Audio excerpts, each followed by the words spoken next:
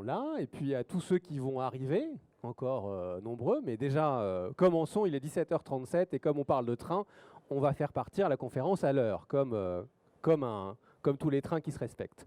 Nous sommes ici pour célébrer ensemble un nouvel oxymore, le tourisme de proximité. Pour ceux qui auraient oublié la définition de cette figure de style, il s'agit d'associer donc deux mots de sens contradictoires. En l'espèce, le tourisme a longtemps été associé au fait de s'éloigner le plus loin possible de chez soi. Et ça, c'était avant la fameuse année 2020. Cette année-là, pour la première fois de notre vie, nous avons dû nous contenter d'un rayon de 100 km, quand ce n'était pas d'ailleurs un rayon de 10 mètres autour de sa table de salon. Or, en 2014, une étude TNS-Sofres montrait que 50% des franciliens avouaient méconnaître leur région, ce qui représente tout de même 6 millions de personnes. 6 millions, est-ce que vous vous rendez compte?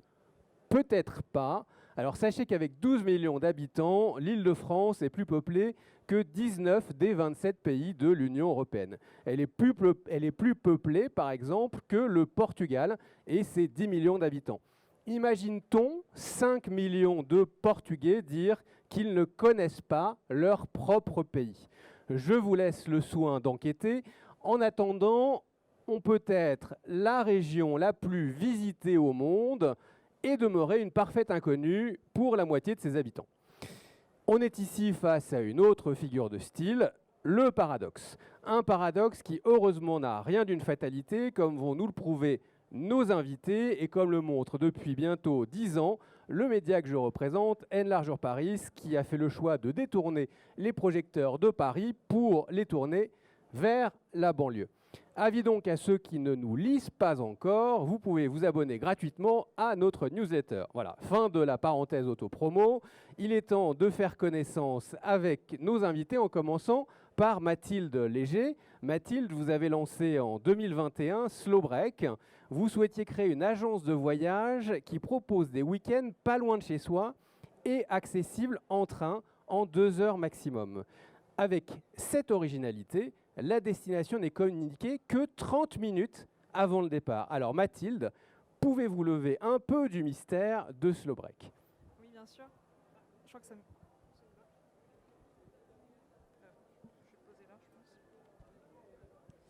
bonjour à tous. Donc oui, chez Slow Break, on fait des week-ends à destination mystère en France et en train. Donc l'idée, c'est de découvrir une destination à laquelle vous n'auriez pas forcément pensé pour un week-end, qui sera donc à 2 heures environ de votre gare de départ. Donc ça peut être Paris, Lille, Lyon, Bordeaux, Toulouse ou Nantes. Et donc on organise tout votre séjour pour vous, donc vous n'avez absolument rien à faire. On choisit votre destination en fonction de ce que vous aimez, de ce que vous n'aimez pas, de ce que vous avez déjà visité. On vous propose des activités aussi qui correspondent toujours à vos envies. Et puis on vous dévoile votre destination donc 30 minutes avant le départ du train. Donc à ce moment-là, vous êtes déjà à la gare. Vous savez que votre train part par exemple à 18h30 à Gare du Nord. Et donc, vous êtes à l'avance 30 minutes avant le départ du train. Et là, on vous envoie vos billets de train et un guide digital qui va venir résumer toutes les informations dont vous aurez besoin pour votre week-end. Donc, c'est les informations sur l'hébergement, sur les activités, mais aussi des recommandations de restaurants, de balades à faire en plus, etc. Alors, justement, est-ce que vous pourriez nous donner quelques exemples de séjours en Île-de-France, puisque oui. Nous sommes ici. Ouais. Donc on a une offre aussi qui est exclusivement en Île-de-France. Donc là, c'est un séjour un petit peu plus court qui dure 2 jours et 1 nuit. Et donc la destination, là, elle est accessible avec votre pass Navigo ou un ticket simplement que vous pouvez acheter dans votre gare habituelle de départ. Et donc en Île-de-France, on a des destinations un peu dans tous les départements.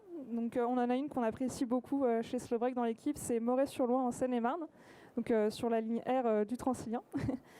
Cette destination, elle est super chouette parce qu'elle est vraiment très dépaysante, à même pas 40 minutes de Paris. C'est ce qui plaît beaucoup à nos clients. Sur place, ils peuvent faire du vélo, faire du canoë quand c'est l'été, visiter un musée.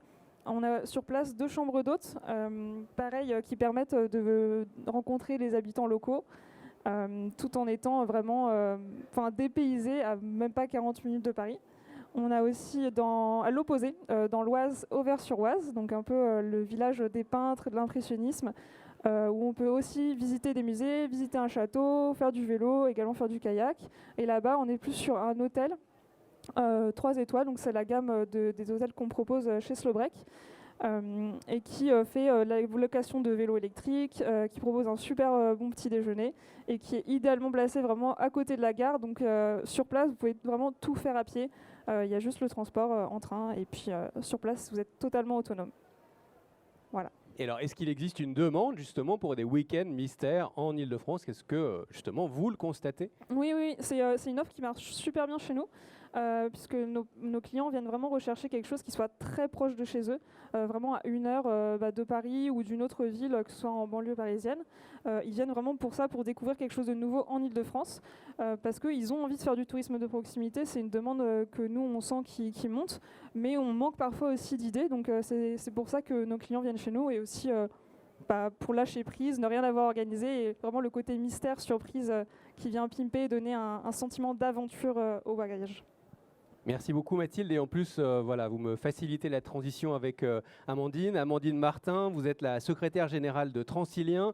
En chiffres, quelques 380 gares rien qu'en banlieue, 3 millions de voyageurs chaque jour, c'est 10 fois plus que les TGV, c'est bien ça? C'est ça. C'est ça. Suite au premier déconfinement en 2020, vous avez lancé la campagne C'est pas loin en train pour valoriser les destinations touristiques en Île-de-France auprès de vos voyageurs. Alors aujourd'hui, que représente le tourisme de proximité pour Transilien? Alors, je vais commencer peut-être par dire qu'on s'est toujours quand même intéressé au tourisme de proximité.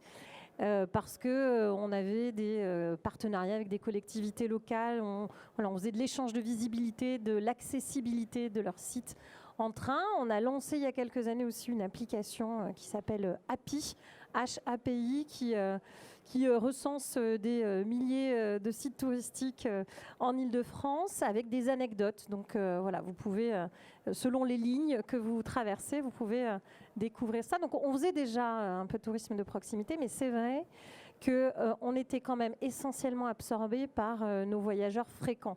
Juste quelques chiffres pour vous rendre compte de ce que ça représente. Nous, on a 5% de la globalité de nos voyageurs qui sont des fréquents. Donc ça semble petit, mais ils font 83% de nos déplacements. Et à l'inverse, on a 95% donc de voyageurs occasionnels qui font 17% des déplacements. Donc c'est vrai que jusqu'à présent, on était quand même beaucoup focalisé sur nos voyageurs fréquents. Et le Covid, c'est vrai, nous a donné un coup de boost pour aller chercher et aller mieux comprendre ces voyageurs occasionnels. Donc, et les fréquents qui sont peut-être moins fréquents? Exactement, parce qu'en fait, comme on ne les connaît pas, peut-être que nos fréquences peuvent aussi être des occasionnels locaux le week-end.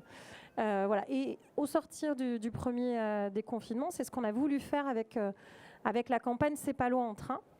On s'est dit, on ne peut pas partir loin, certes, alors, pour des raisons géographiques, sanitaires et puis économiques aussi.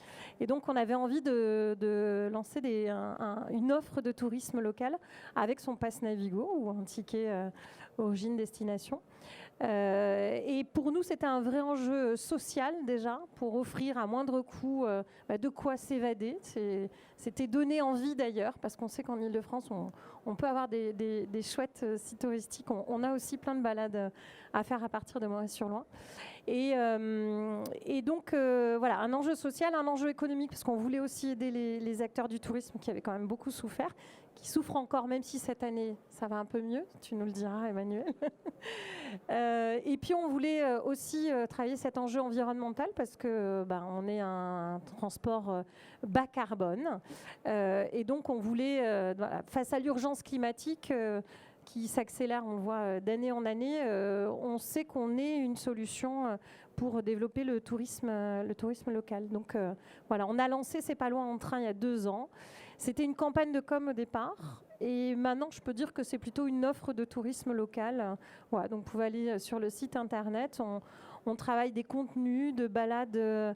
Alors, en dehors des sentiers battus, c'est comme ça qu'on aime bien. Puis on travaille avec Anne Large pour faire ces propositions-là à partir de toutes les lignes de Transilien. Voilà, et puis ça peut être des aventures, ça peut être des balades en famille. On a développé le côté familial, des balades en vélo aussi. Voilà, donc tout un tas de balades pour redécouvrir la région. redécouvrir la région, découvrir aussi un imaginaire du train. Parce que aujourd'hui, c'est vrai que vous parliez des voyageurs fréquents qui se projettent évidemment dans leur RER pour aller au travail, sans doute moins pour aller justement découvrir des destinations franciliennes. Ouais. Comment justement vos usagers, vos voyageurs se sont emparés de cette nouvelle offre, même si vous me le disiez hors antenne, c'est nouveau, donc voilà, on est en train de voir aussi comment ces voyageurs s'en emparent. Mais déjà, quels sont les premiers indices ?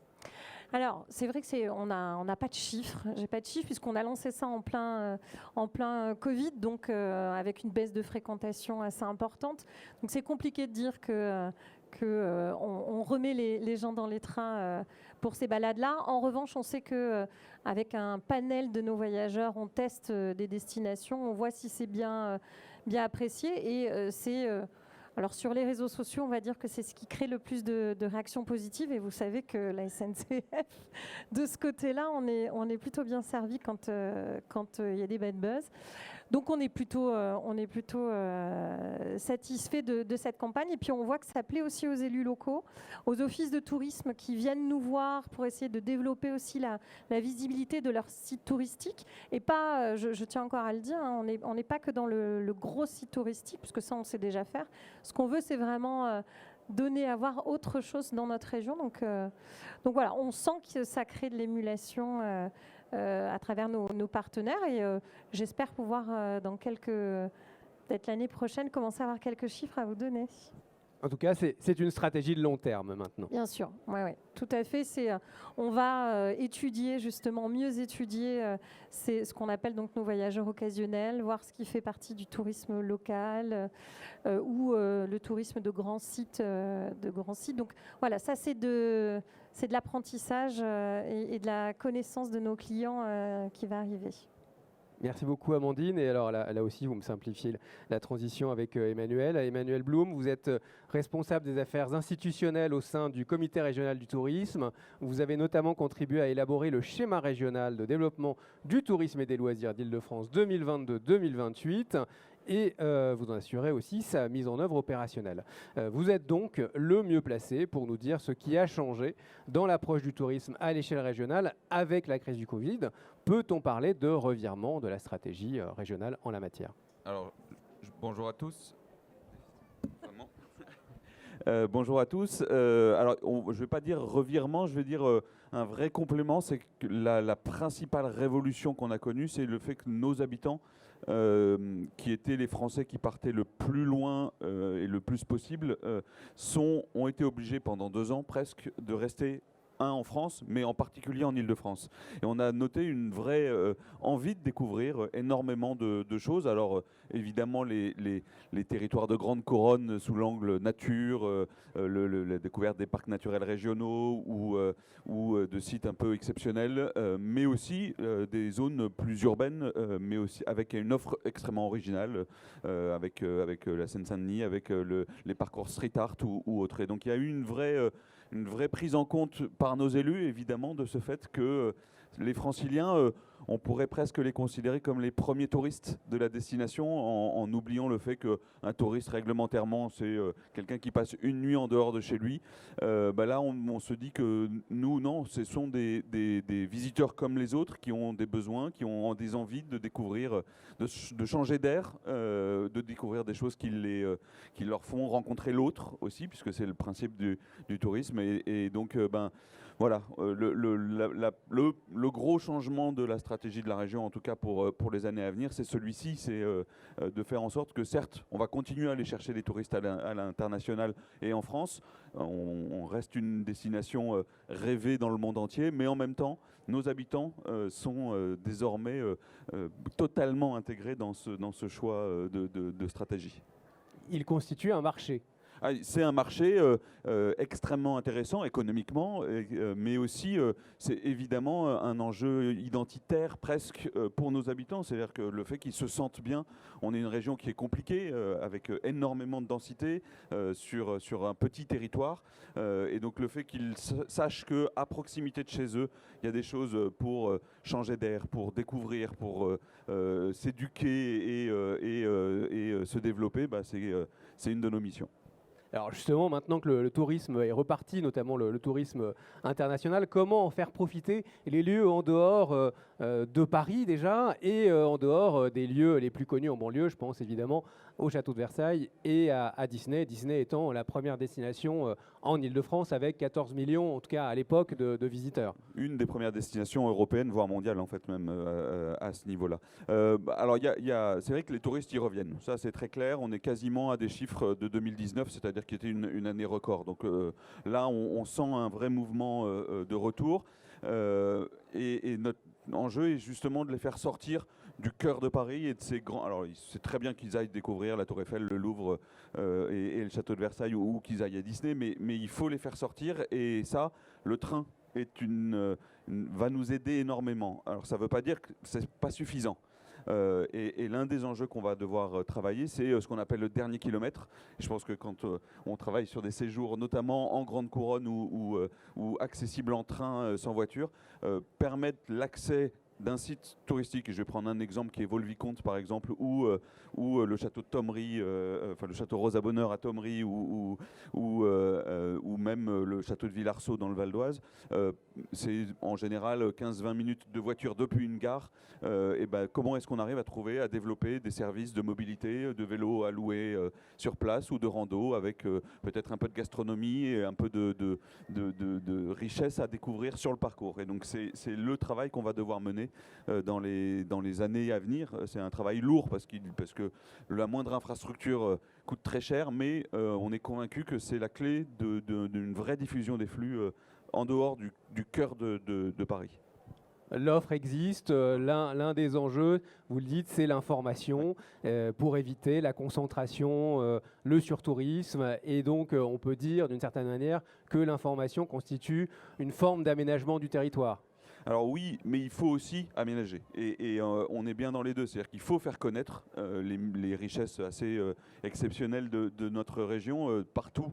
Mais il faut ensuite baliser, il faut sécuriser les trajets quand on prend son vélo. Il faut accompagner par soit des outils numériques, soit de l'information papier, soit du service comme de la réparation de vélo par exemple, ou des bornes de recharge. Enfin voilà, il y a un monde de services à développer et qui est clé. Alors les élus sont assez enthousiastes. Maintenant, l'état des finances publiques est tel qu'on va mettre du temps, mais j'en suis convaincu qu'on va y arriver. Merci Emmanuel. Et donc on parlait de séjours hors des sentiers battus, Wael Gaillère.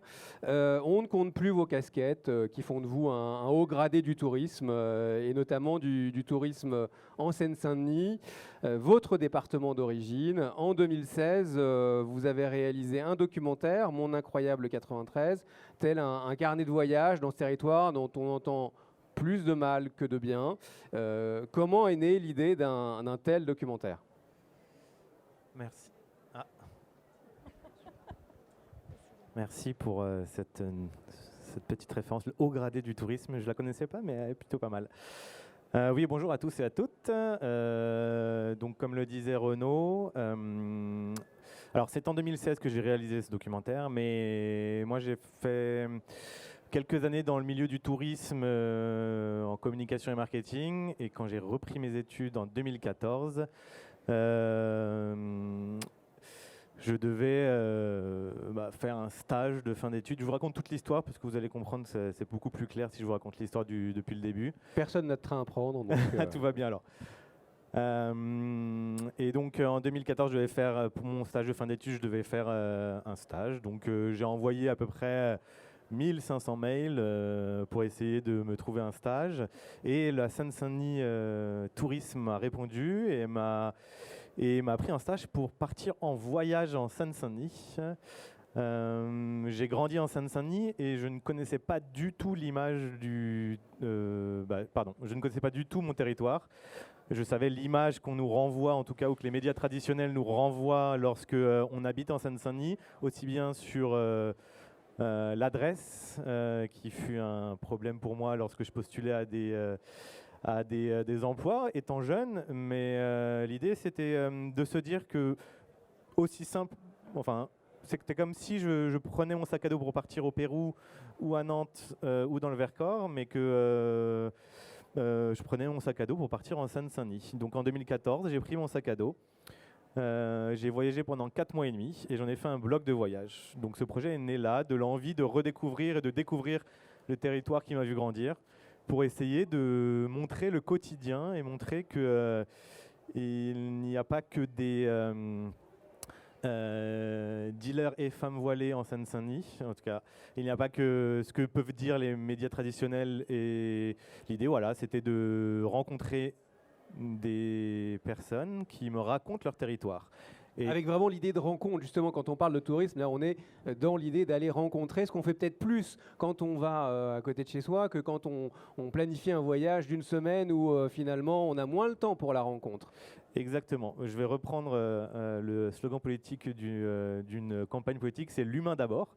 L'idée, c'était que on remettre au centre les habitants et montrer que le premier patrimoine d'un territoire, c'est ses habitants. Ok, il y a des châteaux, des parcs, mais il y a aussi des gens qui vivent ces territoires-là et qui font des choses ou qui ne font rien et qui sont juste là, mais qui ont une connaissance très pointue, très fine d'un territoire.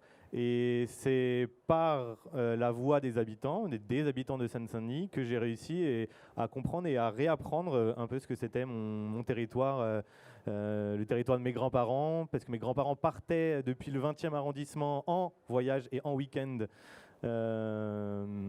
à Aulnay-sous-Bois. Ils le faisaient déjà, donc j'ai juste suivi leur pas. Voilà. Et donc l'idée, c'était en 2014, de faire un blog de voyage. Et en 2016, par hasard, j'ai fait une vidéo. Je l'ai mise sur Internet et un producteur m'a contacté et m'a dit « Est-ce que tu as déjà pensé faire un documentaire ?» J'ai dit non. Et il m'a donné envie. Il m'a donné une caméra et je suis parti en voyage. Je n'avais jamais eu de caméra dans les mains. J'ai juste décidé de partir et d'en faire un film qui est après moult rebondissements sortis au cinéma fin 2018 et la tournée s'est finie en mars 2020.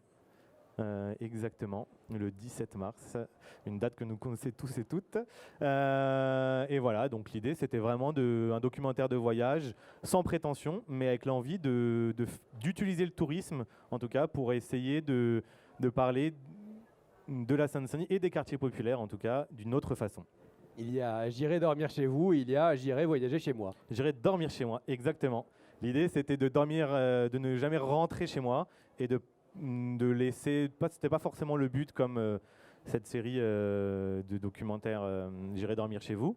L'idée c'était pas de forcer les gens, mais j'avais même pas besoin de trouver des hébergements parce que quand j'étais à un arrêt de bus et que je disais que je voyageais en Seine-Saint-Denis, j'aurais pu rester 1 an en Seine-Saint-Denis sans payer je n'ai jamais pris d'hôtel. J'avais réservé un hôtel. On m'a dit non, on vient dormir chez moi. Et donc voilà, c'était comme ça que j'ai redécouvert mon territoire. Vous avez même dormi chez le président du conseil départemental. Oui, un jour, je reçois un message sur Facebook de sa conseillère qui me dit Stéphane Troussel aimerait vous parler. Je dis j'espère que je n'ai rien fait de mal, mais en tout cas, il m'a contacté. Voilà, l'idée c'était aussi de le montrer en pyjama chez lui, comme une personne normale, comme un habitant du département. Bon, bien sûr, je n'ai pas pu mettre... Vous en dites beaucoup sur Stéphane. Est-il d'accord avec ce genre de révélation? Alors, je n'ai pas pu le mettre dans le documentaire, en tout cas, mais l'idée, c'était de se dire, bah voilà, en fait, c'est tous les acteurs du département, aussi bien ses habitants que ses politiques, font ce département et essayent,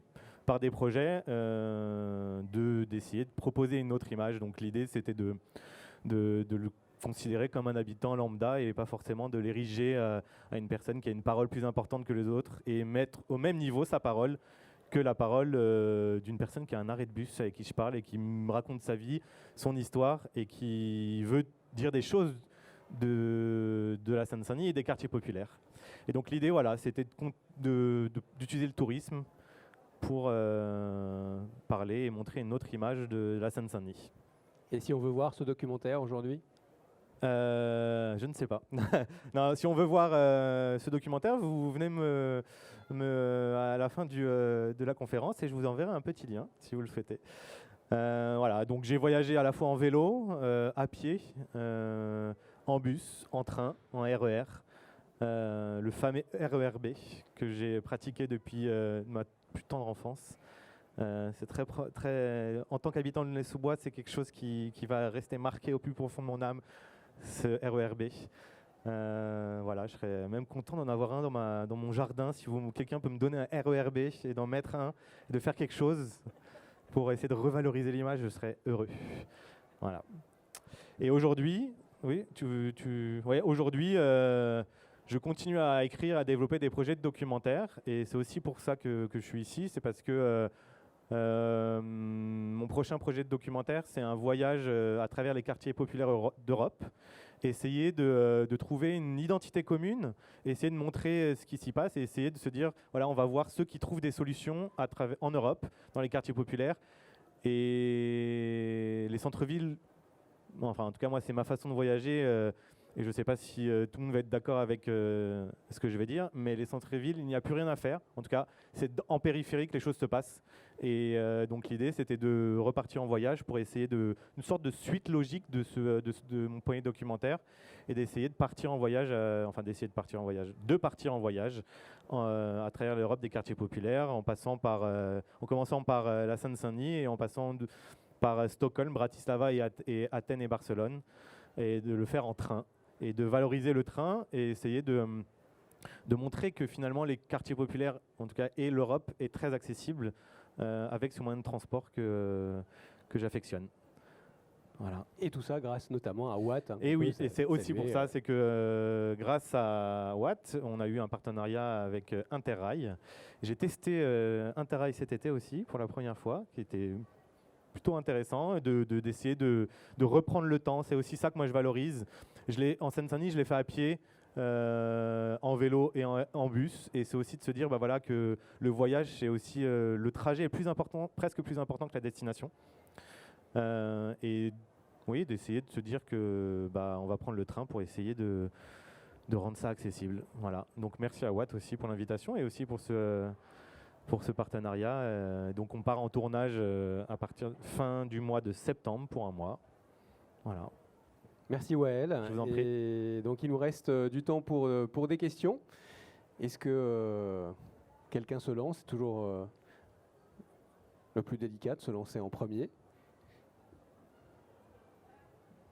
On peut s'auto-questionner aussi, si vous avez des questions à vous poser entre vous pour lancer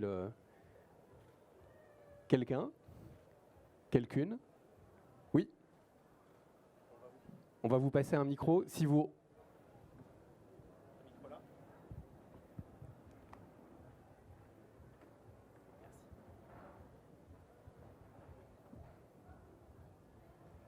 Merci. Ok. Bonjour à tous. On parle beaucoup de tourisme de proximité et j'aimerais aussi parler un peu d'intermodalité parce que qui dit tourisme de proximité peut dire aussi vélo. Comment dire, l'intermodalité dans les Transiliens, bon, je parle même pas dans les métros, hein. Je parle dans les Transiliens. Bah, c'est compliqué, hein, amener son vélo jusqu'à Saint-Nom-la-Bretèche, voilà. Donc je voulais savoir qu'est-ce qui était fait là-dessus. Donc là en effet on parle des Transiliens, mais en effet la question se poserait aussi sur les métros, les bus, les RER, le RERB que je connais bien aussi. Hein. Je suis pas sûr que j'aimerais l'avoir dans mon jardin par contre, mais bon. Voilà, petite question là-dessus. Alors, faut avouer, on n'est pas bon du tout pour mettre les vélos dans les trains, parce qu'en fait, ils n'ont pas été prévus du tout pour ça. Les gares n'ont pas été prévues pour ça. Voilà, donc ça va s'arranger dans les années à venir, parce que notre autorité organisatrice des transports, qui s'appelle Île-de-France Mobilité, c'est eux qui investissent là-dedans. Donc, ils ont acheté du nouveau matériel roulant qui arrive progressivement, hein, et qui se déroulera encore pendant une bonne dizaine d'années. Et là, on aura des espaces prévus pour ça. Après, il faut avoir en tête que nous, on a des contraintes énormes en termes de flux. On est l'expert du mass transit. Le mass transit, c'est du transport de masse en zone dense. Donc, on parlait de plus de 3 millions de voyageurs par an. En fait, Par jour. Oui, par jour, pardon. C'est par, par jour. Et donc, quand on a autant de voyageurs en même temps, le vélo est très compliqué à gérer. Donc, c'est pour ça qu'il y a des créneaux horaires. Et ça, on s'est engagé auprès des associations de cyclistes de mieux communiquer dessus pour savoir ce qui est possible de faire dans un train et ce qui n'est pas possible de faire dans un train. Voilà, parce qu'on a des problèmes de sécurité, d'entrave de la circulation, par manque de place aussi dans nos matériels roulants. Hein. C'est le chat qui se mord la queue. Donc voilà, normalement tout ça va s'améliorer, mais c'est vrai que il faut être clair, on n'est pas très bon. Et donc, comme on sait qu'on n'est pas très bon, Île-de-France Mobilité a investi dans les parkings vélos. Et donc, je ne peux que pousser ces parkings vélos, comme on peut le faire, par exemple, dans les Pays-Bas. Les Hollandais ont un vélo à l'allée. Ils le gardent dans le parking de leur gare de départ et ensuite ils en ont un qui les attend à la gare d'arrivée. On n'en est pas encore là, mais l'idée c'est de développer et donc Île-de-France Mobilité a demandé à Gare et Connexion, c'est la filiale SNCF qui s'occupe des gares, de développer le nombre de places de parking vélo. Donc on devrait être à 10 000 places de parking vélo dans nos gares. Mais je suis d'accord avec vous, on a encore plein de progrès à faire. Et aujourd'hui, on peut rappeler que embarquer un vélo dans le train, c'est possible en dehors des heures de pointe et c'est gratuit. Exactement. Mais en dehors des heures de pointe. Pour des questions Et de sécurité. tous les week-ends. Enfin, Oui, c'est ça. Une autre question. Alors, le micro est pas loin, du coup. Oui, alors une autre question sur le vélo, mais qui concerne plus le tourisme et pas les déplacements du quotidien. Qu'est-ce qui est prévu dans des lieux comme Rambouillet, Fontainebleau, des lieux de ce type-là, où si on avait une station équivalent Vélib avec, je sais pas, 2 ou 3 heures de possibilité de faire un petit tour dans le parc, ça éviterait justement qu'on encombre les trains de madame avec, où il n'y a pas de place finalement. Si vous fournissiez les vélos sur place, 1 euro les 4 heures, je pense que ça serait bien. Alors c'est une excellente question. Pour le moment, justement, c'est ce sur quoi on veut travailler. Alors avec deux contraintes. Il y a des contraintes d'espace et d'investissement, mais ça, à la limite, je dirais que c'est accessoire. Il y a une vraie contrainte, et on s'en est rendu compte cet été en travaillant avec la Seine-Saint-Denis, le Val-de-Marne et l'Office du tourisme des congrès de Paris sur des offres de randonnée à vélo ou de balade proposées avec une offre de location. Quelqu'un qui possède un vélo chez lui, en général, ne va pas louer, même si c'est pas cher, un vélo pour se déplacer, parce qu'il préfère prendre le sien, pour plein de raisons. Et donc, on a un petit challenge à relever pour ça. Mais notre objectif est que sur un certain nombre de gares, et on va voir comment on peut le développer, on arrive justement à proposer ce service. Le coût, j'en sais rien. Le modèle, je ne l'ai pas encore, mais c'est un vrai sujet et on souhaite vraiment, parce que c'est la clé justement d'une diffusion du tourisme à vélo ou de la balade à vélo un peu dans toute notre région. Se pose aussi la question de la recharge électrique, si vélo électrique, se pose pas mal de choses, mais c'est vraiment un sujet qu'on veut aborder dès l'année prochaine et je pense que la région va mettre pas mal d'argent pour essayer de développer ça. Ouais, je compléterai juste en disant qu'en effet on travaille avec les collectivités, les offices de tourisme sur le fameux dernier kilomètre dont tu parlais. Parce que nous, notre rôle s'arrête un peu à la gare et comme on veut quand même développer le parcours bas carbone de bout en bout, on pousse justement nos partenaires à réfléchir à ça, à travailler une offre de location et autres. Donc faut-il que les clients soient là, parce que c'est ce que nous disait... je discutais avec une agence de développement qui nous disait pour l'instant on n'a pas encore le modèle économique pour implanter un loueur de vélo. Donc il faut travailler au corps ce sujet. Je vais donner un exemple. Il y a l'Office de tourisme de Provins, par exemple, qui a acheté une flotte de vélos électriques et qui les propose à la location. Et a priori, ça marche, mais c'est c'est un temps il y a un temps de rodage en ce moment qui est un peu compliqué. Je vais aussi en Terre de Seine bientôt, là, donc le Mantois, Conflans, Sainte-Honorine, Poissy, et qui veulent aussi, avec les hôteliers, mais l'Office de tourisme, développer cette flotte de vélos électriques achetés par la collectivité et proposés en location à la journée, à l'heure, à la demi-journée aux visiteurs qui viennent. Donc ça frémit. La question du vélo loisir en Ile-de-France est au final assez récente et donc le temps des collectivités étant plus long que le temps de la vie quotidienne, on s'y met petit à petit, mais on s'y met. Et je complète encore, je vous donne une information en exclusivité, Rambouillet. On organise avec Transilien et Enlargeur Paris dans quelques semaines, je ne peux pas vous dire exactement quand, mais c'est très bientôt, une randonnée en forêt de Rambouillet à vélo où, pour 15 personnes, où les vélos seront offerts par Transilien. Donc il y a des loueurs de vélos à Rambouillet, il y en a deux qu'on trouve assez facilement, qui sont à 2 km de la gare. Donc on peut louer des vélos à Rambouillet. Directement dans les gares, il y a Montigny-sur-Loing. Moret-sur-Loing, je ne sais pas, mais Montigny-sur-Loing. Pour la Scandibérique. Pour la Scandibérique, ouais. Montigny-sur-Loing, il y a une conciergerie qui s'est installée dans la gare, parce que la gare avait été justement laissée par la SNCF pour un autre exploitant, puisque la gare n'était plus utilisée pour la vente de titres de transport. Donc il y a une conciergerie qui s'est installée à Montigny-sur-Loing. On peut louer des vélos et puis faire plein d'autres choses.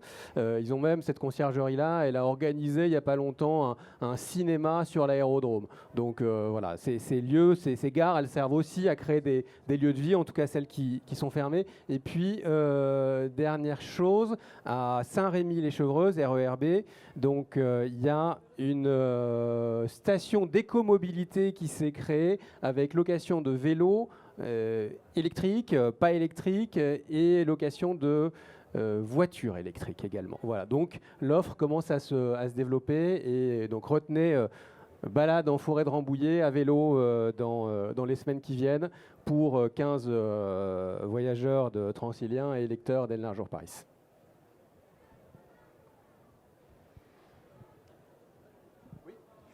Une question, là on parlait des derniers kilomètres, mais c'était plutôt la question sur les premiers kilomètres. Comment mettre les gens dans les trains pour partir ? Notamment, qu'est-ce qui a pu être fait avec des collectivités, soit pour soit je pense au centre aéré, aux colonies de vacances ou au comité d'entreprise. Est-ce que vous travaillez avec eux pour encourager les gens à prendre le train, parce que ils vont pas. On parle de comment les Parisiens vont mettre un vélo dans le train pour partir. Mais il faut encore qu'ils aillent dans le train pour aller ailleurs. Et donc, c'est pas uniquement les Parisiens, c'est dans d'autres collectivités où ça peut être un petit peu plus compliqué. Donc, l'initiative, elle ne sera pas forcément individuelle. Elle peut être par des initiatives comme celle que tu viens de dire, Renaud. Mais enfin, quand on n'a pas ce réflexe-là, qu'est-ce que vous encouragez ?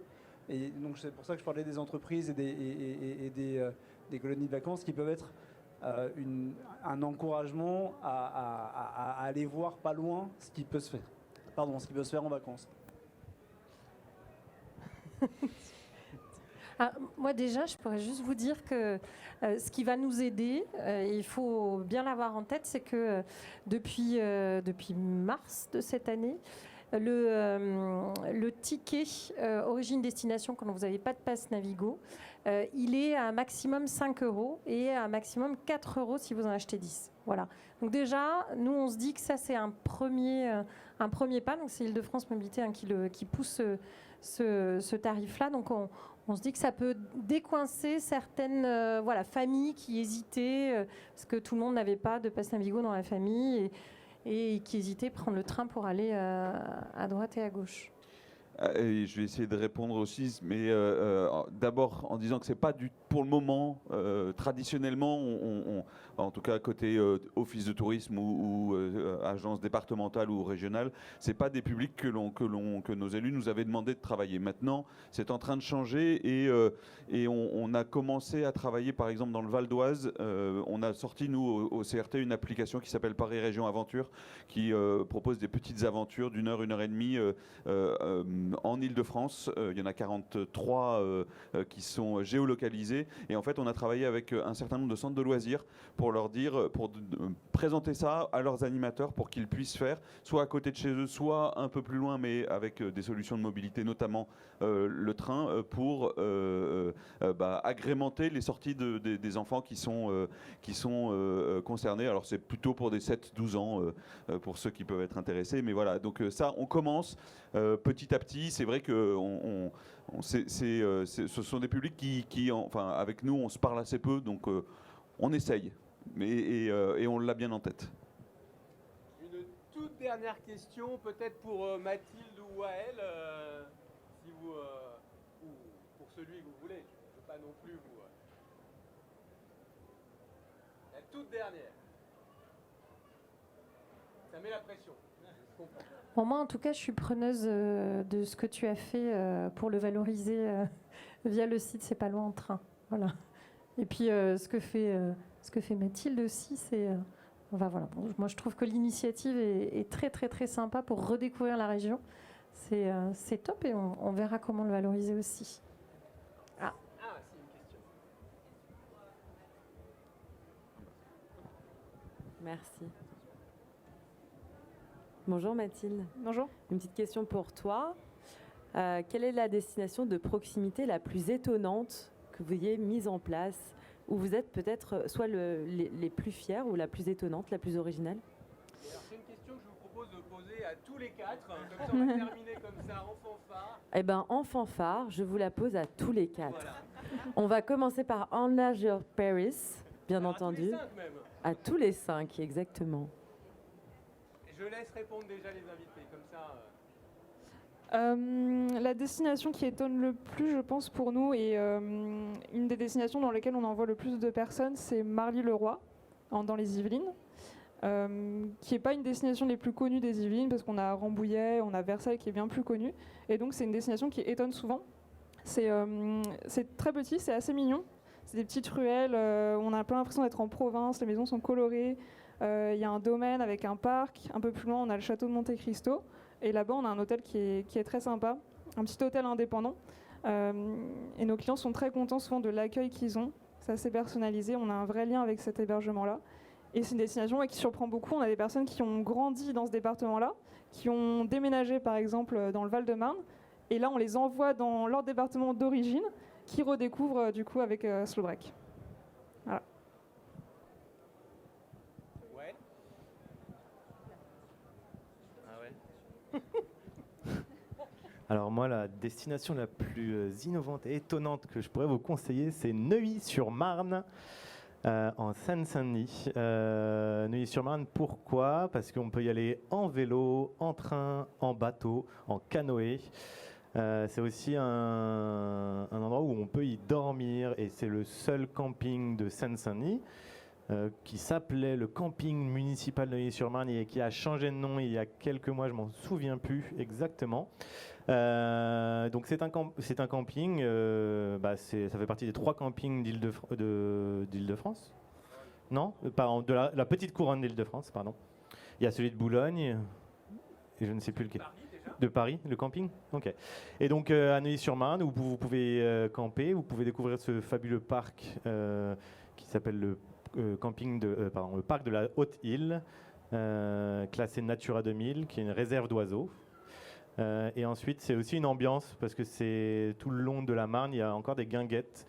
Vous avez l'impression de vous retrouver à une autre époque ou dans un autre lieu. Donc il y a quelques guinguettes que vous pouvez aller voir. Et un petit conseil food, il y a une des meilleures pizzerias de toute l'Île-de-France, ça je peux vous le dire. Du monde, une pizzeria qui s'appelle la Villa Saint-Baudy, et le propriétaire de la pizza a été 5e au championnat du monde de pizza. Voilà, pour de vrai, oui, c'est pas, oui, exactement. Ce n'est pas que de la. Voilà, mon petit conseil, Neuilly-sur-Marne et son camping. Vous pouvez aussi lire cette aventure sur Enlarge Paris. Je ne sais plus comment s'appelle le titre de l'article. C'est peut-être J'ai dormi dans un camping. Voilà, vous tapez camping Neuilly-sur-Marne et vous pouvez lire ça. Moi, je pense que je vais piquer quelque chose à Amandine. C'est un lieu que c'est Transilien qui me l'avait fait découvrir. C'est le Moulin Jaune à Crécy-la-Chapelle, si je me souviens bien. Alors, qui n'est pas ouvert tout le temps, mais quand il est ouvert, c'est un lieu culturel. C'est une résidence d'artistes. Et en même temps, ils font quelques événements par an et c'est absolument exceptionnel. Le long du Grand Morin, si je ne me trompe pas. Donc voilà, c'est un lieu absolument magnifique et accessible en train. La gare de Crécy est à 2 minutes du lieu. Et puis après, plus classique, mais quand même sympa, toujours en Seine-et-Marne. Château Rosa Bonheur à Thomery, qui a été entièrement rénové, réouvert. Alors c'est un hôtel plutôt haut de gamme, enfin, il propose quelques chambres, mais surtout, si vous avez la chance de faire la visite avec la propriétaire du lieu, c'est assez magique. Alors moi, je pense à une petite balade dans le 78 aussi à Évêquemont, et je pense à ça parce que, bon, en dehors de la balade dans les champs, on avait proposé avec ses Palois en train d'aller découvrir l'un des derniers champignonniers. Voilà, on dit comme niste, c'est pas nier, champignonniste. Voilà, donc c'était aussi l'idée des balades un peu en dehors des sentiers battus, c'était aussi de rencontrer. Je rejoins l'idée des rencontres évidemment, de rencontrer aussi ceux qui font vivre le territoire. Voilà. À Évêquemont. Et on peut même aller acheter ces champignons chez ce champignonniste dans sa cave. Moi, je vous en donne 2, c'est cadeau. Il y a la vallée de Chevreuse, qui est juste un des plus beaux coins de France. Et je ne vous dis pas ça parce que j'y habite. Je le pensais même avant d'y habiter. On passe souvent le péage de Saint-Arnoux. Moi, ce que je vous recommande, c'est de rester avant le péage de Saint-Arnoux et de profiter de la vallée de Chevreuse. N'importe où en vallée de Chevreuse, vous ne pouvez pas vous tromper, c'est merveilleux. Et puis, un autre coin que j'adore, un autre parc naturel. Il y a 4 parcs naturels en Ile-de-France, il faut le savoir. L'équivalent de 2700 km², soit 27 fois Paris. C'est le parc naturel du Vexin, à cheval entre les Yvelines et le Val d'Oise, plutôt sur le Val d'Oise. Et là, en l'occurrence, c'est les falaises de craie qui tombent dans la Seine, au niveau entre La Roche-Guyon et Véteuil. Et moi, quand je les vois, j'ai l'impression d'être Gargantua face à des meringues géantes. Et ce paysage-là, vraiment, vous ne pouvez pas le soupçonner. Si vous tapez banlieue dans Google Images, il y a peu de chances que les falaises du Vexin vous arrivent comme ça en proposition. Allez les voir, c'est superbe. Merci à tous en tout cas d'avoir été là. Et merci à eux.